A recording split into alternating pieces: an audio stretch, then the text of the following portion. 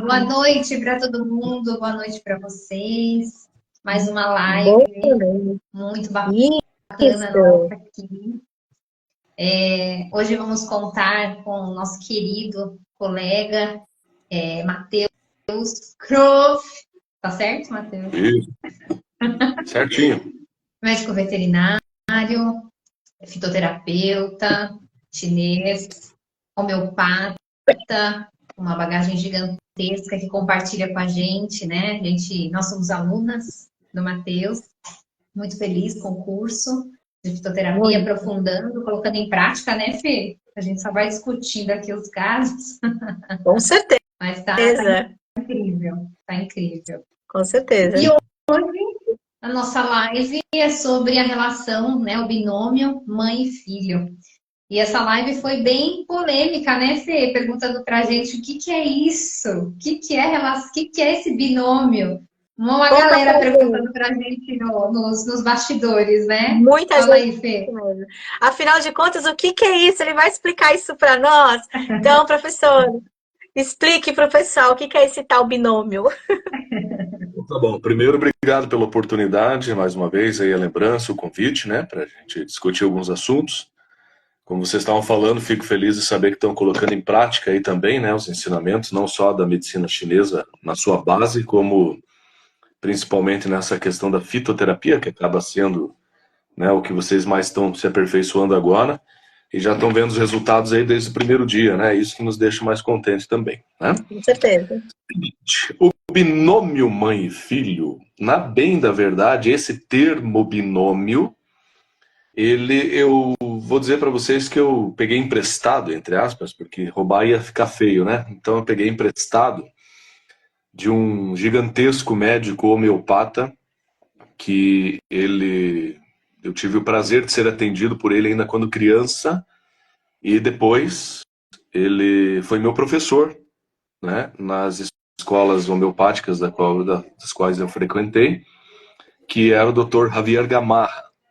Então, para quem um dia for estudar homeopatia no Brasil, com certeza vai ouvir falar do nome do famoso Gamarra, que é, sem dúvida alguma, o difusor aí, né, da parte homeopática principalmente.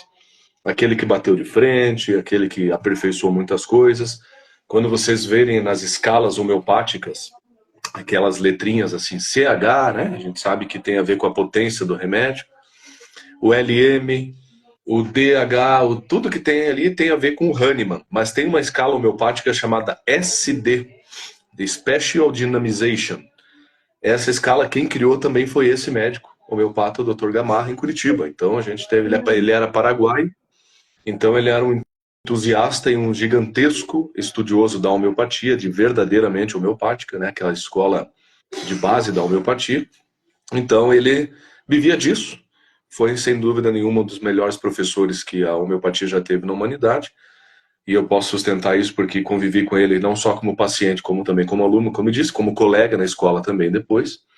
E ele faleceu, né? Já nos deixou. Mas o que que acontece? Tanto a homeopatia quanto a medicina tradicional chinesa valorizam com uma importância gigantesca o que acontece na gestação da mamãe e a relação que isso tem na saúde das crianças e do filho, e nós, como filhos, né, até o último dia da nossa vida, não importa a idade que nós tenhamos. Então esse Dr. Gamar, para abreviar isso e explicar mais fácil, não só para a parte literária, como para os alunos e para a prática, ele deu o nome disso de binômio. Entendeu? Qual é a relação que tem entre a mãe e filho? Qual é a relação que tem entre gravidez e gestação e filho? Então, em vez de ficar dando um nome diferente cada vez, ele disse, ó, já que está tudo muito interligado, vamos dar o nome disso aí de binômio. Então, de certa maneira, não existe um termo técnico oficialmente lançado, e não está isso numa literatura como binômio mãe e filho, mas, porque é um termo muito coloquial, como eu disse, mas o que a gente tem é a importância da gravidez para as crianças, para o filhote, não interessa qual espécie, e isso sim, né, se dá o papo mais resumido. Então, para responder a pergunta que haviam sido feitas para vocês aí, o que é o binômio mãe e filho? Primeiro que eu quis explicar um pouquinho da história do termo binômio, que nada mais é do que essa ligação entre, né, geração e prole, digamos assim. mas principalmente é aquilo, em resumo, sem dar o nome de binômio, a gente poderia dizer a importância da gravidez, a importância do que acontece na gestação para a criança, para a vida como um todo lá na frente. Então a medicina tradicional chinesa já fala disso aí há milênios, a homeopatia valoriza isso muito também, medicina germânica também, todas as integrativas, na verdade, valorizam, mas elas não têm um nome, né? Então acho que ficou mais fácil dar o nome de binômio mãe e filho, ficou mais fácil, mais tranquilo para É entender. verdade. E hoje eu tive, uma pessoa me fez essa pergunta: será que na gravidez, né, a gente pode passar alguma coisa para o filho? Será que realmente a criança nasce com algum medo, alguma coisa? Então, está explicando aí, né, professora? É isso mesmo. Uma gestação, ela é muito importante na nossa vida e vai trazer muitas coisas, né? No nosso dia a dia, no nosso potencial, não é? Falar de importância de gravidez já começa a ser uma redundância sobre aquilo que é claro e escuro, verde, e o verde é verde, claro é claro, o branco é branco, porque se você é gerado na gestação, como é que não vai ter importância aquilo que acontece nela, né? Com Tá? certeza. Então, E só vai pela ter. lógica da coisa, né? Só pela lógica de dizer assim, peraí, eu estou sendo gerado no ventre de alguém, o meu filhotinho, minha cadelinha ali, minha gatinha está gerando um filhote no ventre, então tem uma troca celular. Houve a meiose, a mitose, já a migração, já teve a anidação, já vamos falar aqui da biologia molecular, se for o caso, imagine tudo isso aí, lá para a parte molecular e celular, quem dirá pela parte, digamos, crescimento, gestação, como um todo aí, né? Com certeza. Então, não tem dúvida. A diferença é que a medicina integrativa, como um todo, olha para a gestação como uma possível explicação e, ao mesmo tempo, uma conduta terapêutica a se adotar para a criança, para o filhote, para o mamífero, não importa, que está fora do útero já. Ou seja, valoriza-se o que aconteceu lá atrás como meio de ponto de partida daqui para frente, não para usar de lamentação também para o passado, ou para, de certa forma, também arrependimentos, ou então Culpas. até mesmo que tal seria, que a gente diz, né? É isso aí. Sim, com certeza. E muitas Vamos lá? vezes, né, Matheus, a gente tem aquela questão de que surgem doenças e não se detecta o motivo. Procura, procura e não se acha a causa. E aí? Como que a gente traz isso aí dentro dessa relação? Podemos encaixar nessa relação? Podemos, sem dúvida alguma. De acordo com as literaturas, se a gente for conceituar de uma forma um pouquinho mais ampla e resumida, podemos dizer que até os 7 anos de idade tem grande chance, quase que praticamente 100%, do que acontece com a criança, tá? Tem uma ligação importantíssima com a gravidez. Até os 7 anos de idade. Para os animais, a gente converte isso em meses. Então, até os 7 meses de idade. Tá? Então, se você olha para uma criança que procura um atendimento médico com frequência, certo? E não existe uma explicação para aquele adoecimento frequente, as questões que afetam aquela saúde física dele.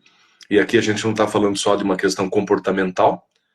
Quando falar de comportamento, eu diria que esses 100% praticamente estão lá atrás na gravidez, tá?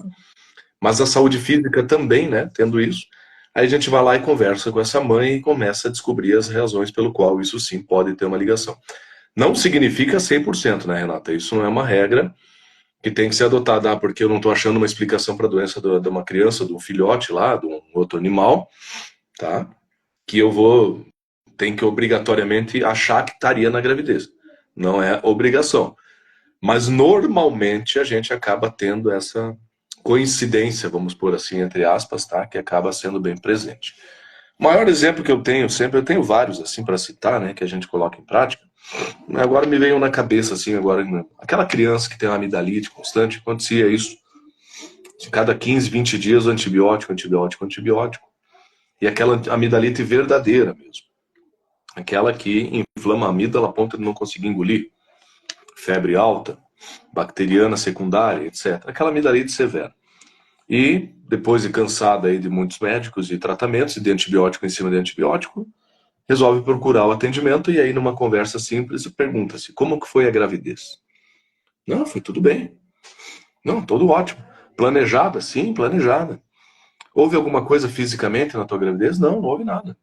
Parto tudo bem, do jeito que eu quis, tudo certinho. Então, por isso que eu tenho dúvida com relação a isso. Eu digo, tá, mas e emocionalmente como é que foi a gravidez? Não, até que foi tudo bem até o 6º mês. O que houve no sexto mês?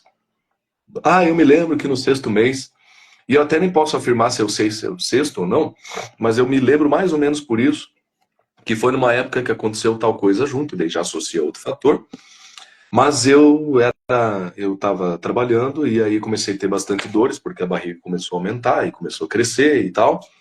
E aí, quando eu tinha que fazer algum serviço lá na empresa, o meu chefe me chamava de inútil, porque eu não podia, com a barriga, me movimentar, então eu não estava sendo útil para ele, me chamava de inútil. E eu, de certa maneira, acabei me aborrecendo com aquilo, eu pedi a conta e, enfim, depois tudo se ajeitou e graças a Deus está tudo bem. Eu falei, o que você diz pro chefe? Nada, guardei para mim, tá preso até hoje na minha garganta, eu não falei nada para ele, ele falou assim para mim. E a criança com 4 anos de idade vive a cada 15 dias com amidalite, você tá me entendendo?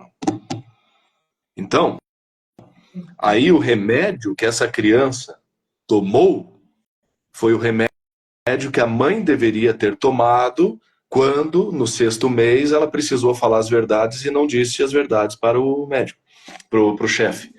Então, em outras palavras, a gente não vai ter o sintoma no momento para tratar a criança ou o filhote. Certo? Nós não vamos ter aquele sintoma no dia ali. A criança quis falar uma coisa e não falou.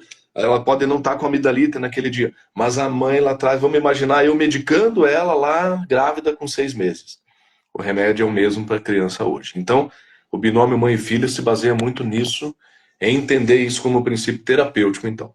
Certo? E aí, nessa proposta, Matheus, quem tem que ser tratado é o filho ou a mãe também precisa ser tratada nessa proposta?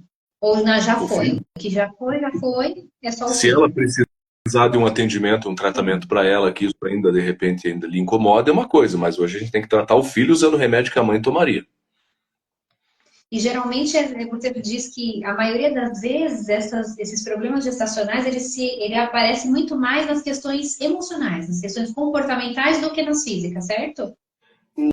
Não vou dizer muito mais, podemos até dizer meio a meio. Acontece que quando a gente fala de uma medicina integrativa, a gente valoriza a emoção em primeiro lugar. Essa é a diferença. Então a resposta acaba sendo muito mais fácil por esse lado de termos explicações mais plausíveis e que se encaixa melhor ali também nessa abordagem, né? Mas não significa ser obrigatoriamente só uma situação emocional. Por exemplo, eu tenho um caso do menino, que eu usei inclusive ele no teste, no mestrado que eu fiz, que ele tinha epilepsia. Epilepsia, crises rolândicas de epilepsia, né? O que são as crises rolândicas? Aquela que começa a aparecer quando começa a iniciar a puberdade, né?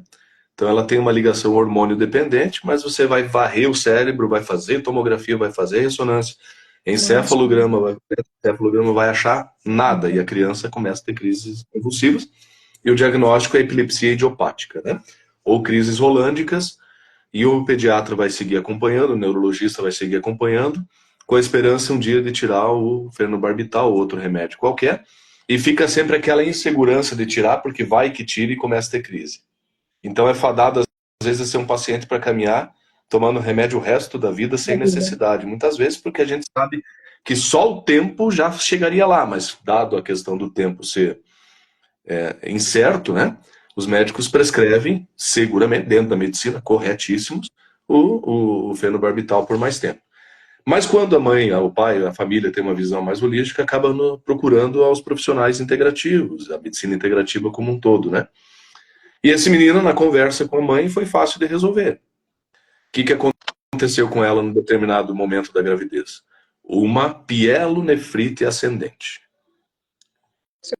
Então ela teve uma cistite muito severa, subiu para o rim, e esse rim infeccionou severamente, fazendo uma insuficiência renal aguda ali transitória. Ela teve que mediar o hospital, fez lá o internamento, fez todo o procedimento, tomou os seus devidos antibióticos, melhorou e estava tudo bem. Criança depois nasceu, parto normal, tudo bem. O que acontece? A medicina chinesa já explica. O cérebro é abrigado pelo rim. certo? Pronto. Certo. Então, se ela tivesse respondido, então não é emocional nesse caso. Ela teve uma pielonefrite ascendente. Sim. Fisicamente também. Então, a gente sabe que na visão da medicina chinesa, o cérebro é parte da essência que é formado originalmente pelo rim no desenvolvimento do embrião. Sim. E aí, se fica marcada essa situação, todo o sistema neurológico dele já sendo mais frágil, digamos assim, acabou adotando isso como uma válvula de escape, entre aspas. E aí, pronto. Qual foi o remédio da criança? O remédio que eu imaginei a mãe sentada na minha frente dizendo: estou com uma pielonefrite ascendente e preciso ir para o hospital porque eu estou assim, assim, assim, assim, assado. Eu ia dar uma fitoterapia para ela. Esquece isso. 14 anos depois, nós estamos tratando o menino com remédio lá de trás e ele não teve mais crise convulsiva. Foi um dos trabalhos aí que a gente teve o reconhecimento no mestrado e depois no título de doutor honoris causa também, né? Maravilhoso. Nossa, essa parte estrutural também, né? Que coisa interessante conseguir atuar nesse nível. Nossa, que bacana, que bacana. Temos muita coisa pela frente, hein, Fê? Temos. Professor, ó, aproveitando, a Dani está falando assim, ó, meus filhos eram assim, de 15 em 15 dias estavam com garganta inflamada e febre de 6 em 6 horas. Então ela se encaixa nesse exemplo, né? De alguma coisa que aconteceu lá atrás. De repente, ela mesma, ouvindo aqui a nossa explicação, talvez já possa ter se identificado com alguma situação semelhante a isso, né? Emocionalmente, que passou na gravidez ou no pós-parto ali, né? Que interfere no aleitamento, não deixa de ser a mesma coisa, tá? O pós-parto, porque você está ali no pós-parto, aleitando, e todas as emoções estão passando isso pelo leite, né? Inclusive, eu sempre digo para a maioria das mães, tá? E isso faz parte das consultas assim de acompanhamento obstétrico holístico, né, que a gente faz também. Algumas dicas bem importantes, mas a principal é fazer da amamentação o melhor momento do teu dia. Da sua vida, é verdade. É aquele e do teu dia. contato, né? Então, se você vai dar de mamar lá para criança, preocupada lá com o telefone que está tocando, olhando matéria trágica no telefone, agitado, correndo, preocupado com o teu paciente lá que vai te ligar, não sei o quê, você já está com o teu perfil ansioso, como é que você acha que teu filho vai ser? Muito ansioso. Pelo leite ele já está recebendo ansiedade, você está dando de brinde para ele aí fica a tua escolha o que você quer dar, né? Sim. Entendeu? E professor, pegando o gancho dessa pergunta, e que a mamãe que fica não pode amamentar o filho? Tanto nas mães animais como nas humanas, assim, que acontece alguma coisa, tem aqueles empedramentos, de repente não conseguem mesmo dar, porque acontece, né? Isso influencia também depois? Pode influenciar? Essa falta? Primeiro que empedramento não vai ser empecilho para amamentação. Ele é só muito temporário no começo, né? Sim. Bem tratado corretamente, você tem um leite até melhor depois, né? E até melhor, até bem mais forte, mais sustentável, né? Porque se você não, o empedramento que não tem uma razão infecciosa, na maioria das vezes tem a ver com essa questão de você o excesso de responsabilidade em cima ali daquele momento. Você está carregando pedras que não são tuas, tá entendendo? Sim, aquele medo às vezes, né? Não, excesso de responsabilidade. Sou mãe, tô com o filho no colo, eu que sou o sustento da casa, tô preocupado. Vai somando responsabilidades, vai carregando pedra que não é tua. E acumula ali. Você vê cadela em pedra-leite? É, verdade. Você vê, na veterinária a gente vê leite empedrado nas mães? Totalmente emocional. Total. Totalmente emocional. Por quê? Porque o ser humano que não sabe separar os fatos, né? O animal é inteligente, nós que não. Sim. Né? Mas enfim, respondendo a tua pergunta, a mãe que não pode amamentar por outras razões, genética que não tem leite, ou então o bebê que não pega o peito, né? E acaba não tendo esse detalhe. Pegar o peito também entra em outras searas emocionais, mas enfim, né? Não tem problema, desde que ela não faça disso um problema para ela também. Se fizer disso uma frustração, fizer disso uma inferioridade, se decepcionar com ela mesma por isso, daí vai ser um problema complicado para resolver. Sim. Se não, se entender que aquilo infelizmente não foi possível, problema algum. Vida normal que segue. Perfeito. Não vai ter problema nenhum. E a mesma coisa se dá para o parto. Às vezes objetiva-se um parto normal, que deve se seguir normal, Bebê, me preparei com fisioterapia pélvica, o bebê tá cefálico, tá tudo bem, tá tudo certo, genética na família, tá tudo beleza, maravilha, vai nascer de parto normal, chega lá, por qualquer razão, tem que fazer cesárea, e aí ela se frustra com isso, pronto, já começou errado ali também, então, né, vai sustentar isso aí até os 7 anos de idade, se não tratar. Perfeito. Legal. E, Matheus, De ainda verdade, nessa linha aí da questão da amamentação, pensando nos animais, né? A gente tem isso rotineiramente. Os animais são retirados das mães, ou da mãezinha morre, enfim. É fácil diagnosticar isso quando a gente pensa nos abandonados, vai? É alguma sintomatologia muito semelhante que eles manifestam, que a gente sabe que teve algum comprometimento lá nesse momento? Então, só antes de responder essa questão, porque a gente vai entrar na seara dos animais, aí tem bastante coisa para discutir. Quando eu falo ali dos 7 anos e a gente converte isso aos 7 meses nos animais, nós temos umas escalas de diminuição. Então é assim, do 0 ao 7, 100%. Gravidez. Do 7 aos 14, tá? 70%. Ainda é gravidez.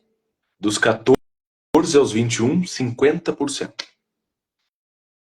E dos 21 até o final da sua vida, se você morrer lá Matusalém com 200 anos, não importa, ainda 30% vai ter ligação com o que você passou na gravidez.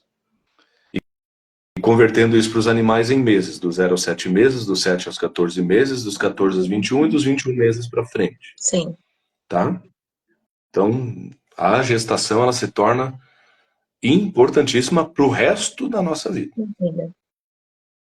Então, por isso que, de certa maneira, o planejamento, tá? No curso de fitoterapia a gente vai falar muito sobre isso, né? Mas aqui de maneira muito superficial, né?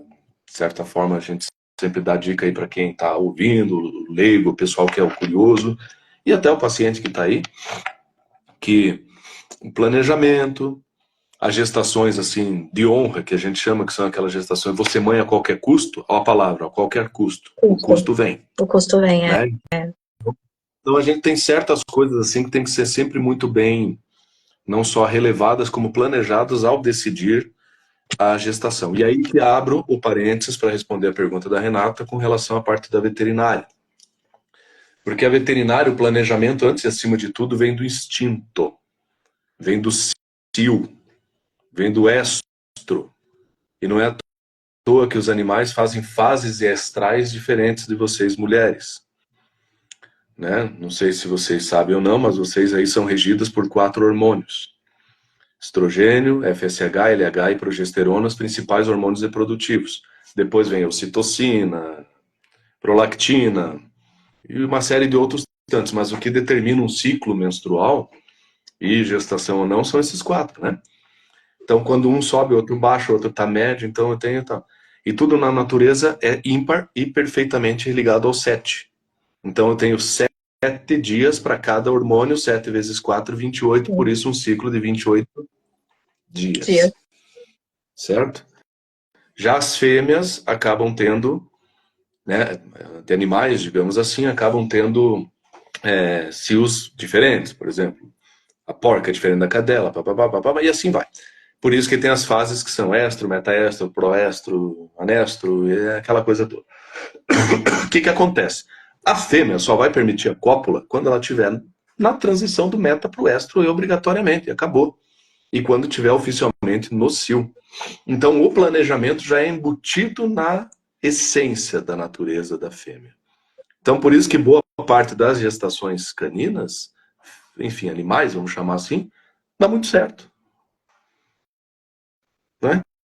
Perfeito. O índice de cesáreas, o índice de outras coisas, assim, são muito pequenos perto do número de animais que nascem, né? Se a gente for ver, tá? Desde que o homem não interfira, né? Oi? Desculpa? Desde que o homem não interfira, né? Então, é isso que eu vou chegar lá. E aí, o que acontece? Tá? A natureza é muito sábia nesse sentido e faz esse papel aí desse equilíbrio naturalmente.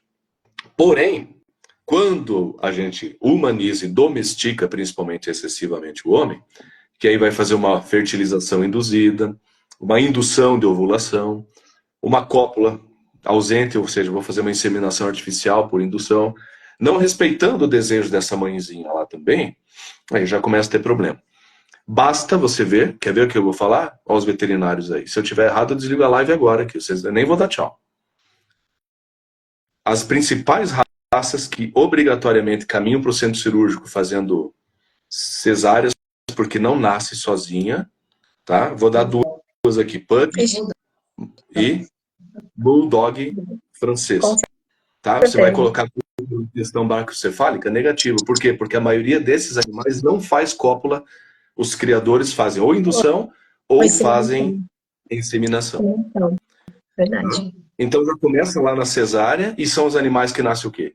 Com hemivértebra, uma estatística de quase 50%, doenças neurológicas, estatística de quase 70%.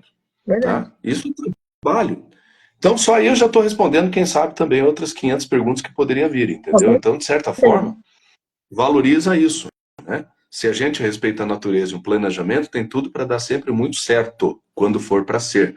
Porque quando o cara lá em cima também não quer, não adianta teimar contra. Não adianta. Professor, e cabe também isso à mulher humano, né? Quando fica tentando a inseminação, tentando, fazendo, que às vezes a gente as pessoas param para perguntar, né? Será que era para ser, né? E às vezes é aquela pergunta, aquilo que o senhor acabou de falar, a qualquer custo. Às vezes acaba sendo isso mesmo. Influencia, então, também da mesma forma, né? Com certeza.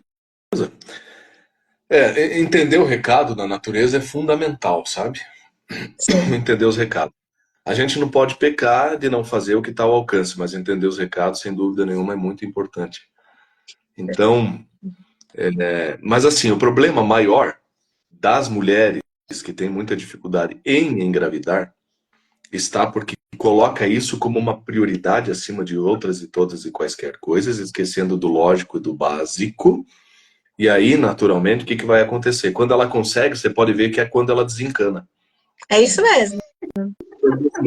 Eu não quero mais saber disso, já gastei um monte de FIV, não quero mais saber disso, quer saber?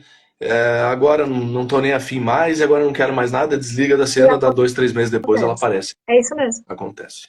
O caso de que estava na fila tem duas colegas, estava na fila da adoção, consegue adoção e engravida logo na sequência. Porque desencanou do problema. Sim. A situação, quando você olha para uma situação em forma de problema, ela vai olhar para você em forma de problema. Se você olha em forma de solução, ela vai olhar para você em forma de solução. Então, a grande questão dessa parte aí, desses planejamentos, está em cima disso, de qual é a prioridade, mas lembrando que a gravidez vem para complementar a prioridade, né? Certo? E não como ponto de partida de obrigações. Esse é o grande segredo. Então, principalmente, né, voltando aos animais ali agora, vocês hão de concordar, né? E até respondendo aí a outra parte da pergunta da Renata, um animalzinho que foi abandonado, de certa forma, foi retirado da mãe, né? A gente vai ter situações muitas vezes comportamentais, né, de saúde, que podem estar afetadas com isso, sim. Mas, se ele na gravidez foi uma coisa legal, tem grande chance de não ser isso que vai descompensar ele, você está entendendo? Vamos imaginar a cadelinha de rua, no seu estro, no seu cio, resolveu naquele dia ser feliz lá e foi lá e manteve a sua cópula no dia mais feliz para ela, tá dentro da natureza. O que aconteceu depois, infelizmente, dela ter que parir os filhotes e subirem com eles, abandono, não sei o quê, são coisas que vão se somando a mais. Mas se ela estava dentro do seu melhor momento de planejamento, talvez esse não seja o ponto de partida da dificuldade. Ah, perfeito. Legal. Muito interessante. Mas durante essa gestação, Matheus, se ela tem, por exemplo, maus tratos de ordem importante, isso pode ficar marcado para os filhotes, né? Aí, com certeza, né? Porque daí você está falando das emoções que ocorreram durante a gravidez, mas não necessariamente do planejamento ou do problema que estaria ligado ao ponto de partida, digamos, dessa vida, né?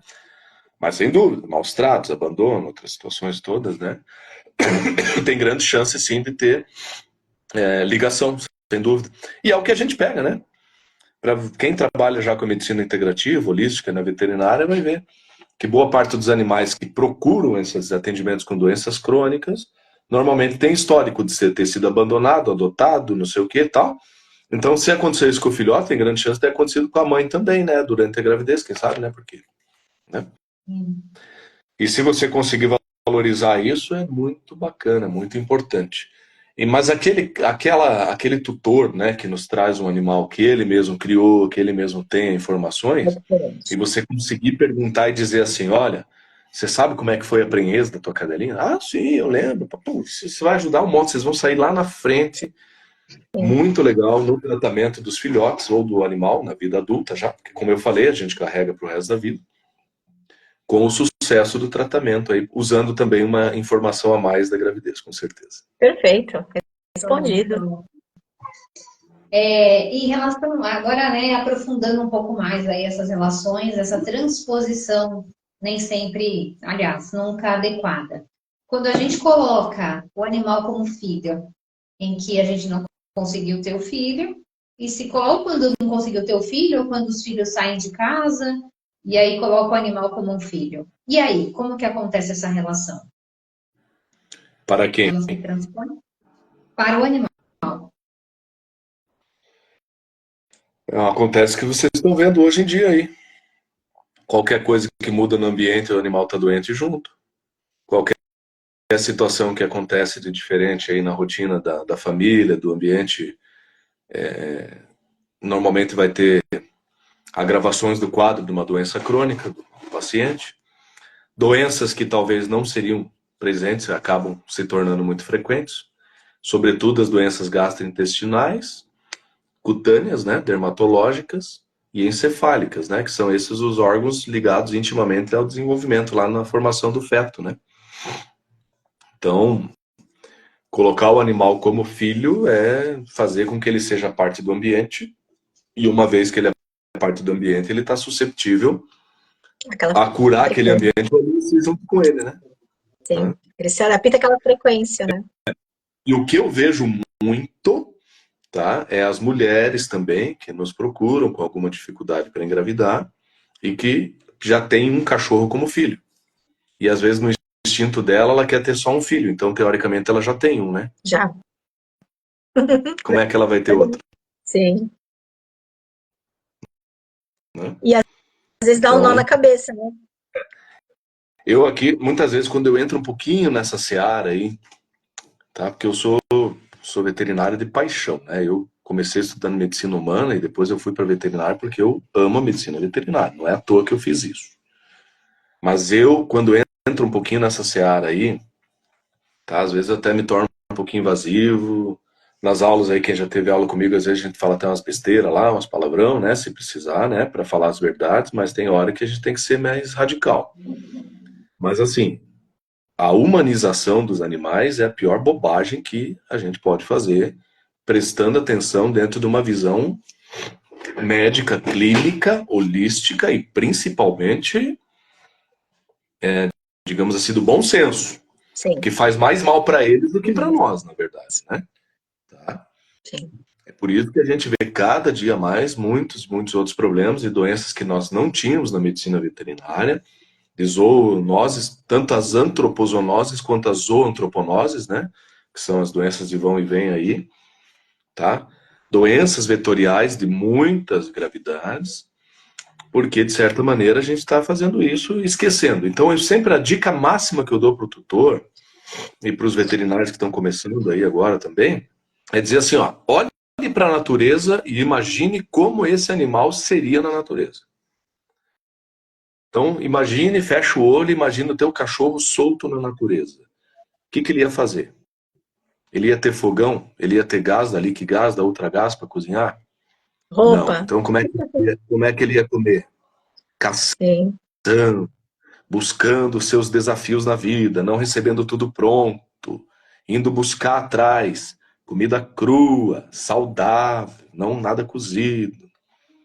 Tá? A água que ele bebe, ele ia beber o cavalo lá que ficou no telhado do Rio Grande do Sul, estava desidratado, porque o bicho é inteligente. Se ele bebesse aquela água suja, ele morria lá. Tá entendendo? Então, ele não precisou de comida. Ele não precisou de comida, ele precisou de água, ele estava desidratado, mas estava em volta da água. Por quê? Porque ele sabia que se ele bebesse aquela água, ele ia morrer. Sim. Então, quando você tiver dificuldade, imagine o teu animal na natureza, vendo como que ele seria. Ali a resposta já está sabendo se você está fazendo certo ou se você está fazendo errado. É verdade. Perfeito. Né? Então, e aí, Certo. andar no carrinho. Esses dias atrás, lá em Curitiba, eu estou no Pato Branco, né? Mas penúltima vez que nós fomos a Curitiba, eu saí lá e fui no estabelecimento todo lá, e lá estava um cachorro andando no carrinho de bebê, no shopping. É uma... Se o cachorro tem uma dificuldade de locomoção, se tem uma beleza, em vez de levar na cadeirinha, levar na bolsa, quer levar no carrinho, legal. Mas não, né? Não tinha nada disso, tinha acabado de sair do pet, do banho, o cheiro do perfume dele estava mais forte do que da dona, tá? Entendeu? Então, tem coisas assim que não é legal, tá? Para nossa medicina não é legal. Natureza é natureza. Tirou o animal da natureza, pague as consequências por isso. Mas o que eu me refiro a tirar da natureza, não no sentido de, eu quero ter o meu cachorro, quero ter meu gato, posso, beleza. Você vai ter dentro da tua casa, você não está tirando da naturalidade, é uma diferença. Mas natureza é diferente de naturalidade. Se eu tirei da natureza, eu não posso tirar da sua naturalidade. Ou seja, ele está dentro da minha casa, mas de maneira mais natural possível do seu instinto. É isso que ele vai procurar fazer. Se ele respeitar isso, ele vai ficar doente. Sim. Né? Deixa o bicho ser bicho, né?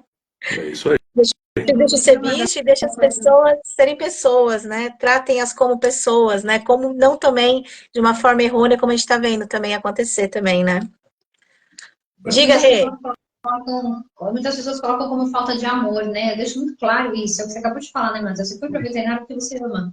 Não é falta de amor você não chamar o seu cachorro de filho, não colocar ele em cima da cama, pelo contrário. É amor porque você respeita a naturalidade daquele indivíduo, né? Claro. Perfeito. Nada impede de um dia ou de outro você fazer a diferença. O problema é o hábito, fazer disso o normal, né? Esse que é o grande problema.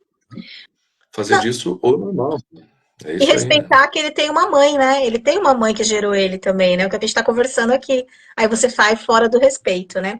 Professor, tem uma perguntinha aqui também. Então, a relação mãe e filho influencia totalmente na parte psicológica dessa criança, desse emocional. Então, a gente pode dizer que as doenças que estão acontecendo, principalmente agora, têm relação com essas gestações, né? Exatamente. Então, assim, tanto a parte física, que a gente já deu inúmeros exemplos, mas principalmente na parte comportamental, é o que mais normalmente a gente acaba recebendo, tá? No consultório, as mães que nos procuram com crianças hoje hiperativas, TDAH, transtornos de espectros, situações ligadas aí principalmente às hiperatividades, insônias, né? Crianças aí que já precisam dessas atenções todas, inquietações severas, né? Reclamação da escola semanal da mãe, falta de atenção, concentração. Então a gente vai lá e começa a conversar e investiga isso, que é muito comum, né? Na verdade, se a gente pudesse exibir e gravar isso, seria didaticamente maravilhoso, mas por ética a gente não faz. Mas é muito legal. Eu pergunto, a mamãe diz assim, meu filho, eu noto nele uma insegurança, uma ansiedade, um nervosismo, vai na escola, é desatento. E aí eu digo, e como é que você era na gravidez, mãe? Ela não me responde, só fica o silêncio lá. Sabe que eu era assim mesmo? Mais insegura do que ele, mais ansiosa do que ele, e eu até hoje não me concentro direito. Então, o fruto não cai longe do pé.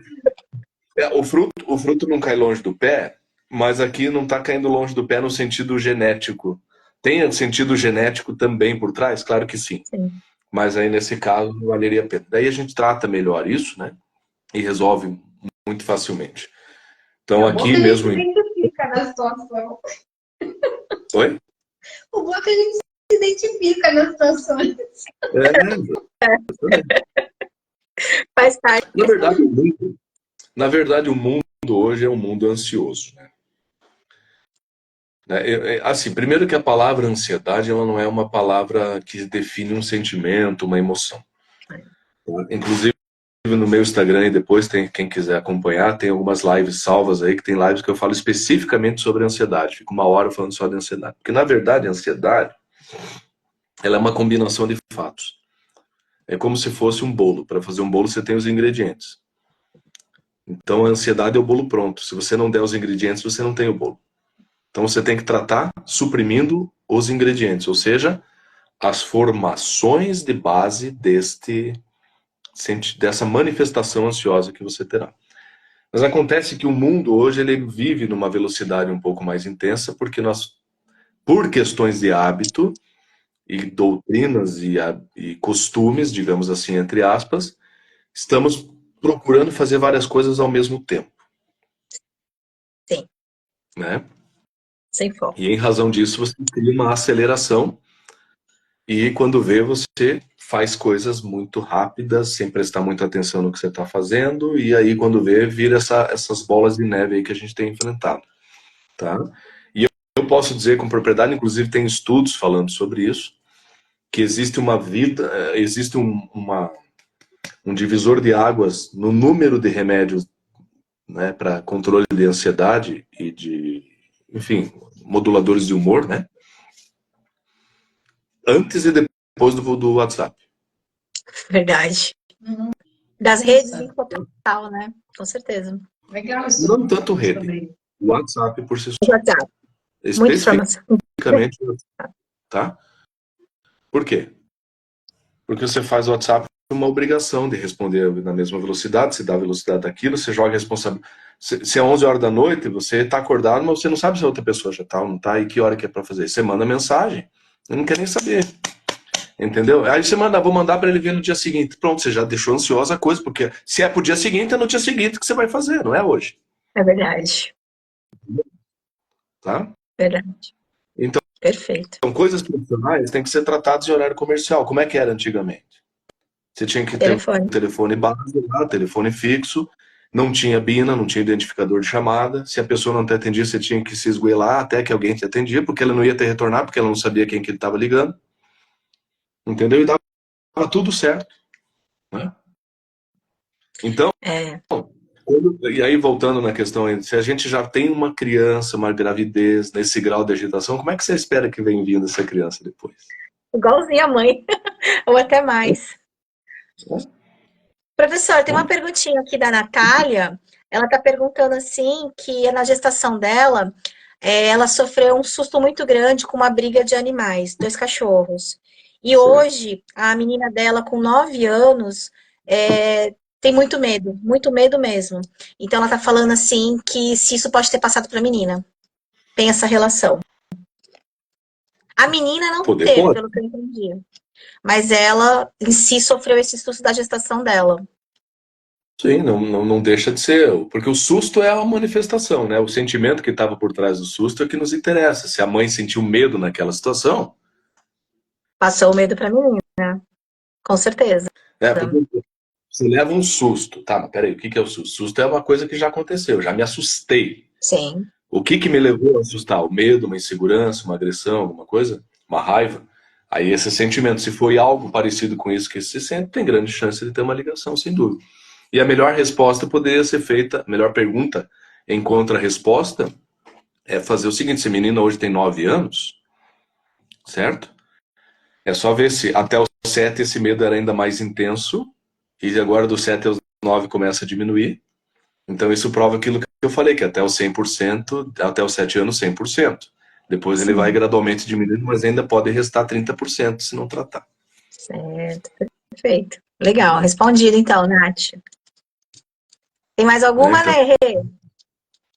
Não, acho que a gente vai ter que encerrar, infelizmente, né? Porque a gente ficaria aqui a noite inteira, né, Matheus, conversando. Mas, nesse contexto todo, existe uma situação em que não é possível tratar? Sem dúvida, sempre, né? Porque se fosse tudo tão perfeito, tem certas coisas que não existiriam também, né? Mas tem situações bem difíceis, né? Que a gente, por mais que investigue gravidez, tem aquelas coisas que são realmente mais difíceis. Uma das principais, sem dúvida alguma, e de dificuldade as síndromes, né? Porque síndrome é complicado, né? Existe já má formação, é difícil, né, a gente lidar com uma síndrome, né? Porque já tem uma má formação lá. Se tem uma ligação muito forte com a gestação, a gente ameniza isso. Então eu tenho casos de crianças aí, né, de animais também, mas de crianças que fazem tratamentos conjuntos com síndromes muito complicadas, raras, e que procuram, porque sempre vê na medicina integrativa uma última luz no fim do túnel, porque sabe todo e qualquer consultório sempre com aquele diagnóstico, aquele prognóstico, né, negativo. Então procura tudo que tem pela frente. E a gente consegue, pelo menos, estacionar o avanço das doenças, estacionar o avanço das dificuldades que essa pessoa pode ter, né? Por exemplo, esclerose. Esclerose, se você começa a tratar corretamente, você pode impedir muito o avanço.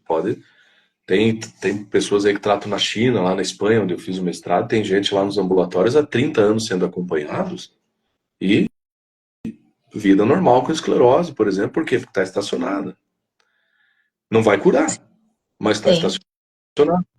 Então são essas dificuldades aí que a gente acaba tendo, né? E o autismo, né? O transtorno do espectro autista é um desafio. Porque na visão da medicina chinesa, tá? Tem muito a ver, sim, com essa parte das gestações, tá? Eu não vou entrar em detalhes aqui, até porque isso daí entra mais na questão técnica, né? E até se a gente fala pela metade, depois fica mais dúvida ainda, porque isso envolve mais a parte técnica lá. Para quem estuda e vai estudar isso, vai aprender.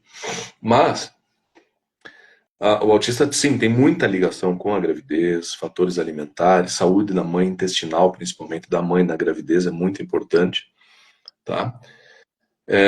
Mas a gente tem vacinações, uma série de fatores. Aí a gente tem também muita coisa ligada ao estacionar, por exemplo. Eu tenho casos aí, tem um menino que eu atendo, que ele sempre para mim é uma referência muito legal e a família dele leva muito a sério o tratamento até hoje, indica um monte de gente. E a gente mantém contato assim periódico, uma vez a cada 6 meses, um ano pelo menos, batemos papo. Mas era um menino que de 0 a 10, o grau de autismo dele era 10. Daqueles de ter que acorrentar em casa, banho tinha que ser amarrado, violência 24 horas em cima de todo mundo, cachorro não podia ter, ele arrancava o pescoço do cachorro fora, né? Mergulhava nos açudes, assim, em praça pública ele caía dentro das piscinas, uma situação extremamente delicada. E aí a gente começou a fazer um tratamento, desde os primeiros momentos em que chegou até a gente. Resultado que hoje ele já estuda no 2º grau, está no ensino médio, levando uma vida numa boa. Que bem. Tá?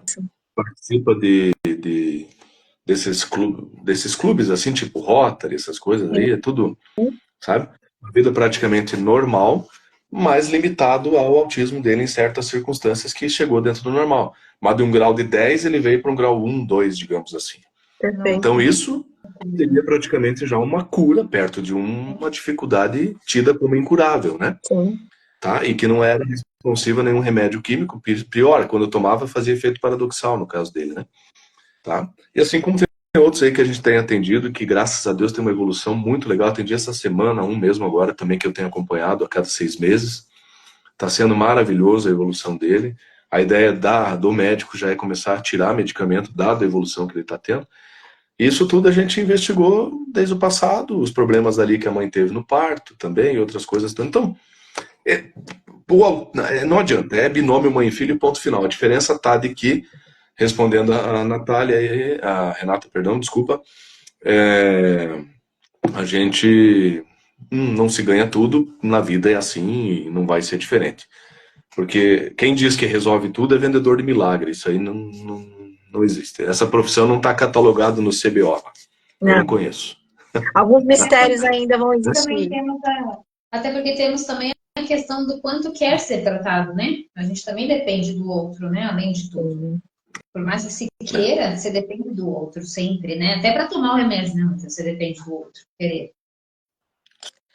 Sim. Professor. É por isso só, né? Só concluindo, mas por isso só que, de certa forma, quando a gente, né, já tem uma certa prática nisso, já percebe que a pessoa já não vai levar o tratamento a sério, já pelo jeito que ela te liga para pegar informações ali com a secretária, pelo telefone, como é que é o tratamento e tal. Aí ela já diz assim, você me liga no dia para confirmar a consulta? Pronto, já sei que já vai dar errado, porque se ela não tem capacidade de pôr na sua agenda o dia que ela vem consultar com você, e você, médico, vai ter que lembrar ela, então já começou errado, é melhor nem atender, entendeu? A gente já sabe que tem grande chance de não dar certo, tá? Com certeza. Então já começa assim. Professora Rosângela, eu acho que a pergunta dela é essa. Ela colocou aqui, ó, controle de ansiedade. Eu acho que ela está perguntando se ela entrar em contato para um atendimento online com o senhor, que ela batendo um papo, dá para fazer esse controle com certeza, né? Tem mais gente que pode responder isso do que eu aí, né? Na verdade, né, a ansiedade é só uma manifestação, como eu acabei, se a gente conversar muito bem, tratando a causa, some a ansiedade. Você deixa de ser ansioso, né? Tratando certo, buscando a causa real da situação. Tá? Ok? Perfeito. Tá, sim, sem dúvida alguma. Em nenhum momento tratando a ansiedade, tratando o paciente que está ansioso. É isso que a gente tem que fazer. Só uma última pergunta, Matheus, aqui da Dona Ivone. Ela perguntou se as mães de coração entram nesse binônimo também. Boa. As manipulações têm dois desafios, né? Sim. Tá? O primeiro deles é, de fato, entender como que foi a opção de ter sido mãe adotiva. Se isso foi baseado em pequenos detalhes de frustrações, incapacidades, ou de não poder ter sido mãe biológica por razões próprias, é uma coisa, por questão de tempo é outra, porque não achou o parceiro ideal é outra. Tem uma série de fatores que isso pode impactar nela. E se ela transfere isso para a criança, ela pode se tornar uma super protetora daí. E aí Certo. a gente não tem o binômio mãe e filho nesse caso, mas sim temos um problema no ambiente que se convive. Certo. Porque daí o que acontece? Eu não tive lá atrás, eu vou querer dar em dobro agora. Perfeito. E aí sobrecarrego. É que nem no relacionamento, quem teve um dia uma... Porque não era carinhoso e foi abandonado, quando ele volta a namorar, ele quer ser o dobro carinhoso, ele vai ser abandonado porque ele é chato. Entendeu?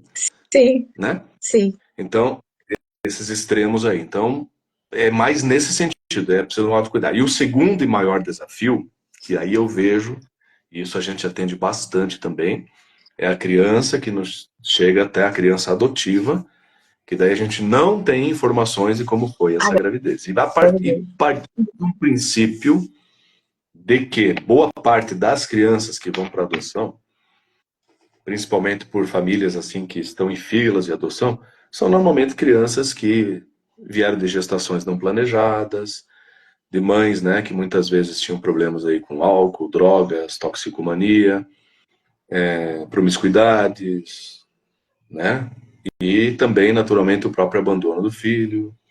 Então, normalmente, a gente tem desafios bem mais severos quando se trata disso. E se vocês conhecem alguém, basta perguntar que vocês vão ver que eu não estou mentindo, que de fato, normalmente a maioria das pessoas que adotam procuram muito atendimento psicoterapêutico, psicológico, neurológico para os filhos, por dificuldades de comportamento, né, de situações relacionadas a isso. A gente, para nós, já sabemos, tem uma ligação muito importante muitas vezes com a gravidez. Mas também a gente fica um pouquinho de mãos atadas, né, porque não sabemos exatamente do que se trata. Salvo, pela visão da medicina chinesa, a gente tem as deduções que se faz e as fórmulas de plantas que se podem usar como maneira de já, sem saber exatamente, tratar um genérico da coisa, e a melhora normalmente vem muito fácil com isso. Já na homeopatia a gente já fica um pouquinho mais restrito. E o principal detalhe é que principalmente, né, as crianças com esse tipo de situação, elas também não deixam de adotar a genética desses pais. É. Então a gente muitas vezes não está só frente a um processo, digamos assim, emocional que tem que ser resolvido. A gente tem um processo genético ali por trás. Caráter, índole. Então é um trabalho de formiguinha, é mais difícil, mas normalmente quando se resolve é extremamente louvável, né? Eu tenho uma moça aí que eu atendo, que eu atendi ela estava indo para 19 anos de idade quando ela soube que tinha sido adotada, né? E aí para ela foi todo um turbilhão de informações, aquela situação toda. E agora, pasme, recentemente se formou em enfermagem. Olha que bênção. E é o orgulho da família lá, e ela, né, virou a página da vida dela e a gente ajudou ela lá em poder aceitar isso aí, então, né? E eu busquei muito essa possível informação, porque daí ela tinha uma obsessão por conhecer a mãe biológica. Certo. né? Quando ela soube, então eu quero conhecer para saber por que que ela fez isso comigo. A culpa. Então, e eu falei, tem como saber disso? Daí eu chamei a outra, perguntei a outra, a mãe adotiva, falou, não, nós nem sabemos quem é. Como é que vai descobrir? Vai virar o mundo por DNA aí e não vai dar certo. E aí, então, o que que aconteceu com o tratamento e neutralizando essas emoções, a gente fez ela esquecer disso. Perfeito. Então, de certa maneira, ela não vai esquecer. Um dia ela vai ter, quem sabe, continuar tendo a curiosidade de conhecer a mãe biológica. Sim. Mas vai virar de uma forma Isso, diferente. enquanto não acontecer, não afeta. Isso. Entendeu? Sim. E vocês estão estudando fitoterapia chinesa, já sabem agora qual que é a planta que faz isso, né? Com certeza. Professor, muito obrigada, viu? Obrigada mesmo pelas informações. Já temos para outra live, então, porque tem bastante gente fazendo pergunta aqui, que tem o pessoal fica com vergonha de escrever e fica me mandando no WhatsApp. Então, já vou bolar, já fica sabendo que a gente vai marcar uma nova live, tá bom? Quando precisar, a gente está aí para bater papo, isso é bem interessante, né? Perfeito. Sempre aprendermos, o saber não ocupa espaço, um aprende com o outro aí, vocês nos ensinam muito aqui também, sempre. Pessoal, sigam o professor, estou deixando aqui o arroba dele aqui do Instagram, porque ele traz muita informação. Vou deixar o contato também, tá, Matheus? Para o pessoal que quiser marcar aí uma consulta, é um bate-papo que vale muito a pena. Falo não só como aluna, mas também já consultei, é extremamente, e preciso novamente, a Rê também. E só tenho a agradecer. Oi? Gratidão, eu que agradeço. Gratidão mais uma vez. Com certeza. Foi maravilhoso. Foi maravilhoso. Precisar, a gente vai ter papo aí, tá bom? Fiquem bem aí, até o próximo então. Até mais, obrigada. Bom descanso. Tchau, tchau. Tchau, pessoal. Tchau. Até mais. Tchau, gente.